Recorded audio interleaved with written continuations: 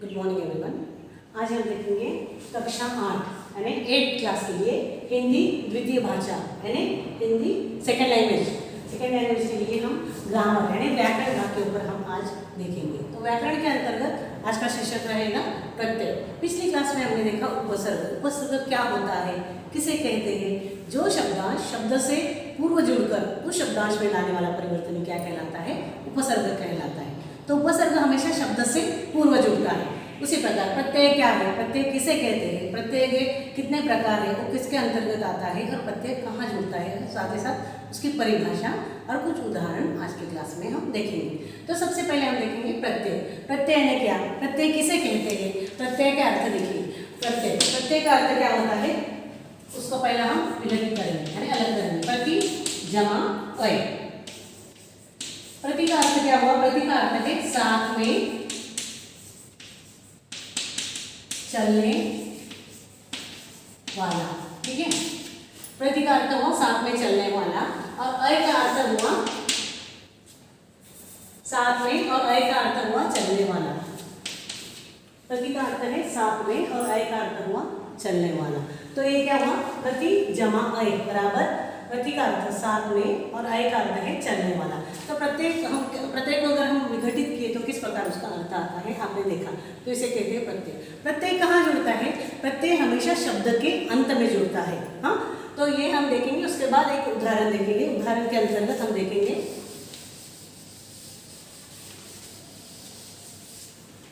तो देखिए जिस प्रकार प्रत्यय किसी भी सार्थक मूल शब्द के पश्चात जोड़ने जाने वाले वे अविकारी शब्दांश है जो शब्द यानी प्रत्यय उसके अर्थ और भाव में परिवर्तन कर देते हैं, अर्थात शब्द में नवीनता उत्पन्न कर देते हैं या उसका अर्थ में परिवर्तन ला देते हैं।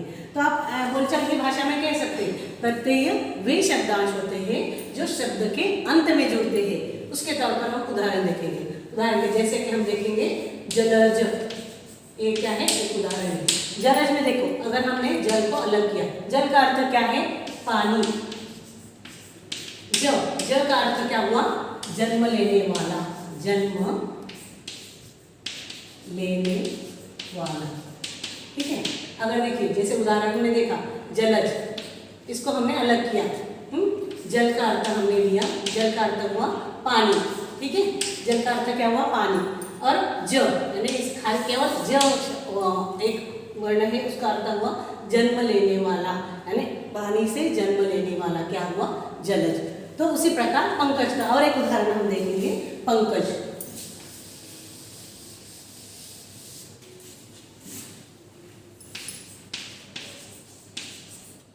ठीक है, ये पंकज। अगर हम पंख को और ज को अलग किए तो क्या हुआ था?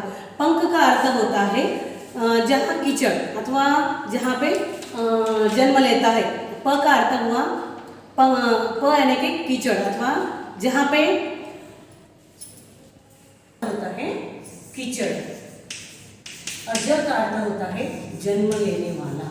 जन्म लेने वाला। ठीक है, देखिए जिस प्रकार हमने जलज का उदाहरण लिया उसी प्रकार पंकज का उदाहरण लिया। अगर प को हमने इतना ही कट किया, पंख यानी पंख का अर्थ हुआ कीचड़ और ज का अर्थ हुआ जन्म लेने वाला। ठीक है, तो ये तो केवल प्रत्यय के आधार पर हम ये बोल सकते हैं। जो शब्दांश शब्द के अंत में जुड़कर, पंख ये शब्द है उसके अंत में जुड़ा है। हाँ, तो देखो कीचड़ कहाँ जन्म? कीचड़ पंख का अर्थ हुआ कीचड़ और जस का अर्थ हुआ जन्म लेने वाला।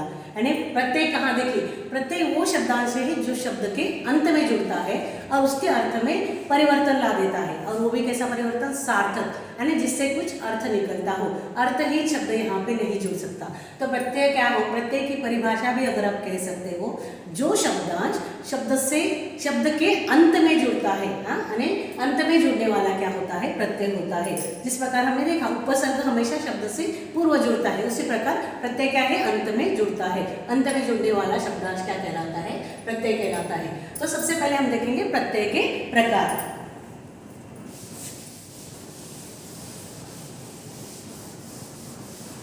तो प्रत्यय की परिभाषा बहुत सारे शब्दों में कह सकते हैं, लेकिन और एक बार फिर से दोहराऊंगी। प्रत्यय ने जो शब्दांश शब्द के अंत में अगर कौन सा भी शब्द है, फॉर एग्जाम्पल स्वार्थी, स्वार्थ, ठीक है, स्वार्थ जमा ता क्या हुआ, इक्वल टू स्वार्थता, स्वार्थता।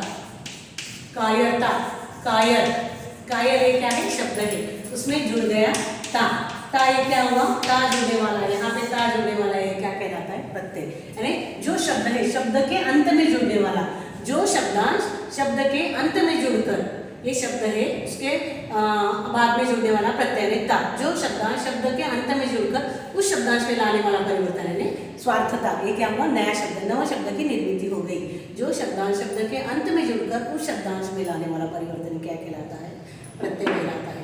तो प्रत्यय के अंतर्गत हम देखेंगे प्रत्यय को कितने भागों में बांटा जाता है, मुख्यतः दो। तो सबसे पहले आता है कृदंत प्रत्यय, इसको कृत प्रत्यय भी कहा जाता है, कृत को कृदंत प्रत्यय अथवा कृत प्रत्यय भी कहा जाता है। प्रत्यय के अंतर्गत पहला आ जाता है कृत प्रत्यय और दूसरा आ जाता है तदधिक प्रत्यय। तो सबसे पहले हम देखेंगे कृत प्रत्यय, ठीक है। कृत प्रत्यय किससे होता है, धातुओं के आधार पर, और तदर्थी प्रत्यय किसके आधार पर होता है, तदर्थी प्रत्यय है जिससे किसी संज्ञा, सर्वनाम, विशेषण और अविकारी शब्दों से होने वाला परिवर्तन है तदधिक प्रत्यय, और कृत प्रत्यय ने कृदंत प्रत्यय भी कहा जाता है। इसको धातुओं के आधार पर ही केवल परिवर्तन होता है। इसके अंतर्गत हम देखेंगे इसको पांच भागों में बांटा गया है। सबसे पहला आता है कृतवाचक यानी कृदंत प्रत्यय, कृतवाचक कृदंत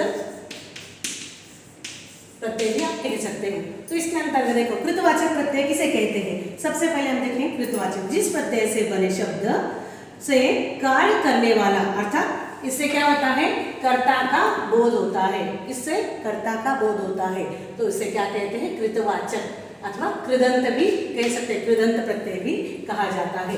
तो इसके उदाहरण हम देख सकते हैं, चाय वाला, चाय वाला, ठीक है।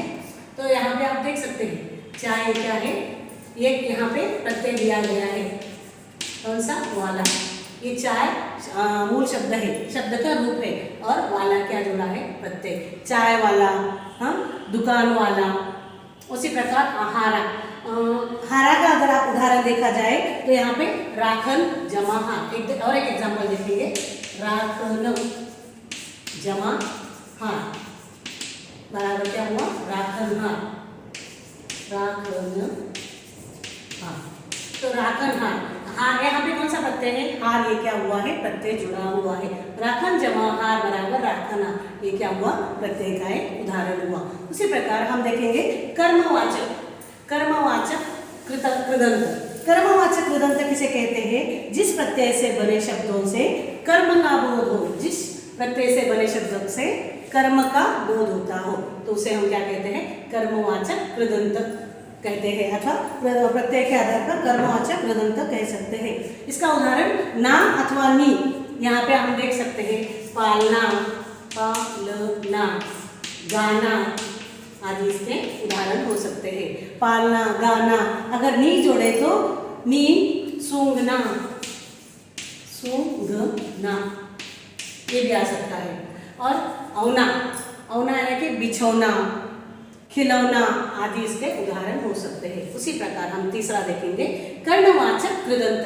कर्णवाचक कृदंत, इसकी परिभाषा किस प्रकार हो सकती है, कर्णवाचक कृदंत यानी जिस प्रत्ययों से बने शब्द से क्रिया के साधन का बोध हो, इससे क्या होता है, क्रिया के साधन का बोध होता है, तो उसे हम क्या कहते हैं, कर्णवाचक कृदंत कहा जाता है। इसके अंतर्गत आ अथवा ई, आ में देखिए झटका, झटका, अदरवाइज झूला, ये क्या है, इसके उदाहरण है। आ यानी कि यहाँ पे केवल क है और इसको आ की मात्रा लगी है, झटक यानी एक शब्द हुआ तो उसके अंत में जुड़ने वाला आ, ये क्या हुआ, प्रत्यय, ये क्या हुआ, झटका। झूल अथवा झूला, ला ये क्या हुआ है, जुड़ने वाला प्रत्यय अथवा झूला आप कह सकते हो। तो कर्णवाचक कृदंत का उदाहरण झटका और झूला। उसी प्रकार भाववाचक, भाववाचक प्रत्यय अथवा भाववाचक कृदंत किसे कहा जाता है, जिससे किसी भाव को दर्शाया जाता हो। तो लिखावट, हाँ, पढ़ाई, इसके उदाहरण आ सकते हैं। लिखावट, लिखा ये शब्द है, जमा आवट, यानी लिखा जमा आवट, लिखावट, ठीक है। और इसके साथ साथ आहट, चढ़ा। आप अगर लिखावट एक उदाहरण देख सकते हैं, उसी प्रकार हम दूसरा उदाहरण देख सकते हैं, चढ़ाओ। आओ देखकर हम उदाहरण देख सकते हैं, चढ़ाओ, चढ़ाओ, पढ़ाओ और बढ़ाओ। यानी कि यहाँ कौन सा उपसर्ग, यहाँ कौन सा प्रत्यय जुड़ा है, आओ प्रत्यय जुड़ा है। तो आओ, चढ़ जमा आओ बराबर चढ़ाओ, पढ़ जमा आओ बराबर पढ़ाओ। ये किसके उदाहरण के अंतर्गत आता है, भाववाचक के अंतर्गत यह प्रत्यय जुड़ता है, अथवा ये उसके उदाहरण हो सकते हैं। अंत में यानी पांचवा क्रियावाचक, प्रत्यय के आधार पर पांचवा और अंतिम जो है क्रियावाचक। क्रियावाचक यानी क्या, क्रियावाचक किसे कहते हैं, जिससे जिन प्रत्ययों से अथवा जिन प्रत्ययों के योग से क्रिया, विशेषण अथवा अव्यय अथवा विशेषण प्रकार क्रिया शब्दों का निर्माण होता है, उन्हें हम क्रियावाचक अथवा क्रियार्थक कृतक शब्द भी कहा जाता है। यानी इससे क्या पता चलता है, किसी की क्रिया, यानी कि चलना ये भी क्या है, क्रिया है, पढ़ना ये क्रिया है, रोना यह भी क्या है, एक क्रिया है। चल, तो हम जैसे उदाहरण देखेंगे इसका, चल ये क्या है, शब्द है, तो उसका प्रत्यय, इसमें कौन सा प्रत्यय जुड़ा है, चलना अथवा चलता, ये भी क्या है प्रत्यय। चल जमाना बोले तो चलना, चल जमाता का अर्थ है चलता, ये क्या हुआ है, यहाँ पे क्रिया की क्रिया का भाव दर्शाता है, यानी यहाँ कौन सी चलने की क्रिया हो रही है, तो यह क्रियावाचक का उदाहरण हो सकता है। उसी प्रकार कर, लिख कर, पढ़ कर, चल कर, बोल कर, सुनकर, ये आदि क्या है, क्रियावाचक के उदाहरण हो सकते हैं। ये तो केवल हुआ कृत प्रत्यय के आधार पर 5, और उससे जुड़े हुए कुछ उदाहरण हमने देखा। उसी प्रकार अब हम देखेंगे यहाँ पर, यानी कि तद्धिति प्रत्यय के बारे में। कृतवाचक, इसके अंतर्गत सबसे पहले आता है कृतवाचक तद्धिति प्रत्यय। तो इसे ये किस प्रकार होता है, इसे किसी के कार्य करने का बोध होता है, यानी जिनसे किसी के कार्य करने का बोध होता है, उसे हम क्या कहते हैं, कृतवाचक, कृतवाचक तद्धिति प्रत्यय कहा जाता है। तो इससे क्या होता है, देखिए आर, सुनार, लुहार, सुनार, लोहार अथवा घर जोड़कर हम घर प्रत्यय है, आर ये क्या हुआ पे, आर ये क्या जुड़ा है, प्रत्यय जुड़ा है। और उसी प्रकार यहाँ पे भी आर क्या जुड़ा है, प्रत्यय जुड़ा है। अगर हम जादूगर लिए, जादूगर, जादूगर में कौन सा प्रत्यय जुड़ा है, घर। देखिए जादू जमा घर बराबर क्या हुआ, जादूगर। उसी प्रकार हम यहाँ पे देख सकते हैं कौन से प्रत्यय जुड़े हुए हैं। अब अगले यहाँ पे हम जाएंगे, जहाँ हम देख सकते हैं तद्धिति प्रत्यय में दूसरा भाववाचक। भाववाचक में क्या देख सकते हैं, जिससे किसी भाव अथवा भाववाचक संज्ञा का बोध हो, जिससे किसी भाव अथवा भाववाचक संज्ञा का बोध हो, उसे हम कह सकते हैं भाववाचक तद्धिति प्रत्यय। तो इसके अंतर्गत उदाहरण आ सकते हैं, हम देख सकते हैं भाववाचक के अंतर्गत आई, आहट, सेम इसी प्रकार के, आई यानी लिखावट, पढ़ाई, चढ़ाई आदि उदाहरण यहाँ पे देख सकते हैं। तीसरा देखेंगे हम संबंधवाचक तद्धिति प्रत्यय।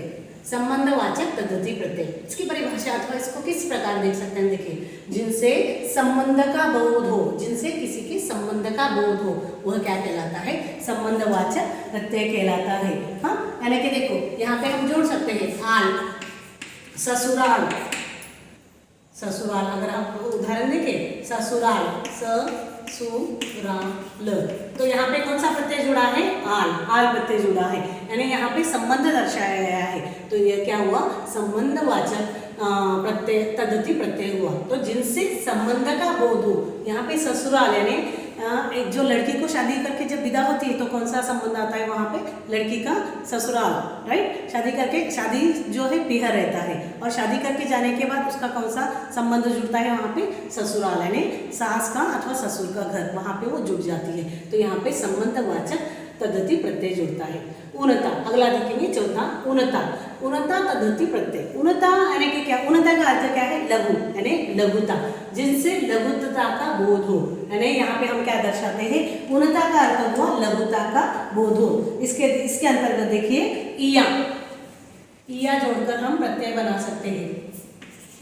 इया, लुटिया, लुटिया है पता है जो पानी पीते हैं, हाँ, तो लुटिया, खटिया, ये सब किसके अंतर्गत आते हैं, इसके अंतर्गत आते हैं, हाँ, यानी कि इया यहाँ पे क्या जुड़ा है, प्रत्यय जुड़ा है, तो लुटिया, खटिया आदि शब्द यहाँ पे जोड़ सकते हैं। उसी तरह का ई भी जोड़कर हम प्रत्यय जोड़कर भी लिख सकते हैं। कोठरी, मटरी, चटरी, री, ई क्या हुआ है, प्रत्यय जुड़ा है, तो ई प्रत्यय जोड़कर हम यहाँ पे शब्द लिख सकते हैं। तो लघुता का अर्थ क्या हुआ, लघुता, जिनसे किसी लघुता का बोध हो उसे हम क्या कहते हैं, लघुता का प्रत्यय, लघुता का बोध हो यानी कि ऊनता, ऊनता का अर्थ ही क्या है, लघुता, जिससे किसी लघुता, लघु यानी छोटे होने का बोध हो, तो लघुता का बोध हो।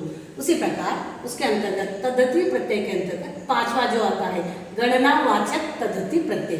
गणनावाचक का अर्थ क्या है, जिनसे गणना का बोध हो, यानी गणना यानी क्या, काउंटिंग अथवा गणना आप कह सकते हो। फॉर एग्जाम्पल एकहरा, दुहरा, चौराहा, चौराहा, चौराहा, अथवा उसी प्रकार संख्या का यानी जो गिनते हैं, दूसरा, तीसरा, पहला अथवा पिछला, सातवां, पांचवा, ये क्या हो जाता है, गणना।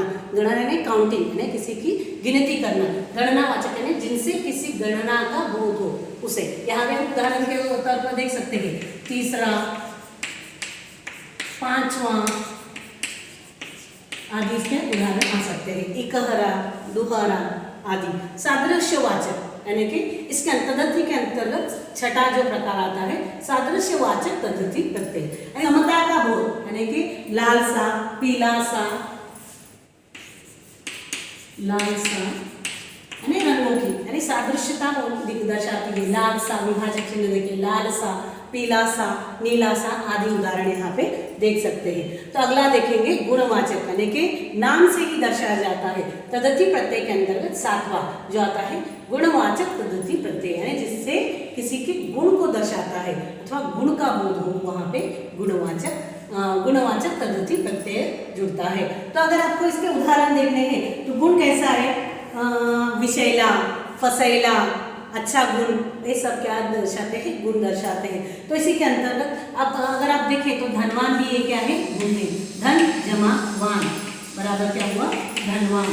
ये तो ये क्या दर्शाता है, इसका गुण दर्शाता है, क्या, पैसे वाला यानी धन। धन यहाँ पे गुण यानी कि यह तद्धित गुणवाचक का उदाहरण हो जाता है। धनवान, गुणवान, बलवान, धनवान। उसी के अंतर्गत तद्धित प्रत्यय के अंतर्गत आठवां स्थानवाचक, जिससे किसी स्थान का बोध हो, हाँ, जिससे किसी स्थान का बोध हो, वह क्या कहलाता है, स्थानवाचक तद्धित प्रत्यय कहलाता है। तो उसके अंतर्गत हम देख सकते हैं कौन से भी प्रांत का नाम, पंजाबी, बी जुड़ा तो पंजाबी, ई प्रत्यय जुड़ता है, हाँ, पंजाबी। उसी प्रकार प्रांतों के नाम और स्थानों के भी नाम दर्शाते हैं। कलकत्ता, ता जुड़ता है, ता क्या है, प्रत्यय जुड़ता है। उसी प्रकार अंत में 9 और 10 में भी दे सकते हैं, तो 9 एक ही अंतर्गत 2 भी आ सकते हैं, स्त्रीलिंग और बहुवचन। स्त्रीलिंग के अंतर्गत देखिए तद्धित प्रत्यय के अंतर्गत 9वां जो आता है स्त्रीलिंग, जिससे किसी स्त्री लिंग का बोध होता है, चाहे वो लड़की हो अथवा कौन से भी वस्तु हो, यह दर्शाता है। और अंत में आता है जो बहुवचन, बहुवचन यानी कि सिंगुलर यानी प्लूरल, हाँ, माला, उसका प्लूरल क्या हुआ, यानी कि बहुवचन क्या हुआ, मालाएं। माला अगर आपको दिए तो उसका प्रत्यय ए, मालाएं, तो इक्वल टू मालाएं। इस प्रकार कुल मिलाकर इसके 10 दिखाए गए, तद्धित के अंतर्गत 10 देखे गए तो 8 ही आता है, यह कॉमनली वैसे भी आ ही जाता है। तो इस प्रकार प्रत्यय जुड़ता है। तो यहाँ पे हमें याद रखने वाली एक ही बात है, प्रत्यय हमेशा शब्द के अंत में जुड़ता है। अगर मैं ये रब करके आपको समझाने की कोशिश कर देती हूँ, यह केवल आपको दर्शाया जाता है। जिस प्रकार उपसर्ग और प्रत्यय, पिछली क्लास में हमने सीखा उपसर्ग, ठीक है, ये जस्ट रिकैप देंगे। और प्रत्यय, उपसर्ग और प्रत्यय में हमें ध्यान देने की एक ही बात है, उपसर्ग हमेशा शब्द से पूर्व जुड़ता है, हाँ, पूर्व जुड़ता है, और प्रत्यय जो है शब्द के अंत में जुड़ता है, हाँ। तो इसकी परिभाषा क्या होगी, दोनों अगर साथ में देखा जाए, उपसर्ग जो शब्दांश शब्द से पूर्व, अगर निस्वार्थ देखें, निस्वार्थ निस्वार्थ उदाहरण देखिए, निस्वार्थ, हाँ, इसमें कौन सा उपसर्ग जुड़ा है? नी।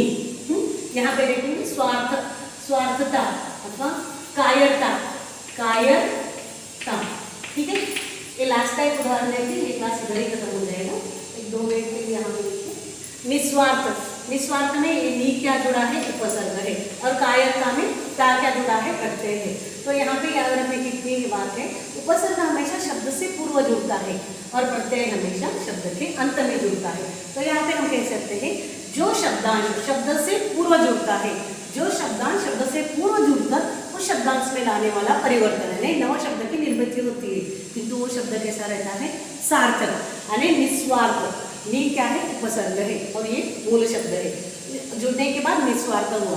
तो उपसर्ग की परिभाषा जो शब्दांश शब्द से पूर्व जुड़कर उस शब्दांश में लाने वाला परिवर्तन अथवा नए शब्दों की निर्मित होती है, उसे हम उपसर्ग कहते हैं। उसी प्रकार अगर प्रत्यय को देखा जाए, प्रत्यय हमेशा शब्द के अंत में जुड़ा है। तो आशा करती हूँ यहाँ तक आपको उपसर्ग है, पिछली क्लास में हमने उपसर्ग देखा और इस क्लास में प्रत्यय, दोनों को अगर साथ में दर्शाया जाए तो आपको इजी वे में समझ में आता। इसलिए रिकैप में जो बताया मैंने उपसर्ग और प्रत्यय, आप देख सकते हैं उपसर्ग यानी कि ट्रेन का इंजन समझो, और प्रत्यय हमेशा पीछे वाली घोड़ी, यानी उपसर्ग प्रथम जुड़ता है और प्रत्यय हमेशा शब्द के पीछे जुड़ता है। तो ये हो गया प्रत्यय का क्लास यहाँ खत्म होता है। आशा करती हूँ आपको ये क्लास समझ में आया होगा। इसके आधार पर जो भी एग्जाम्पल्स थे आपके टेक्स्ट बुक में दिए गए, साथ ही साथ अगर आपको कुछ डाउट हो तो आप नेक्स्ट क्लास में पब्लिक में पूछ सकते हैं। धन्यवाद।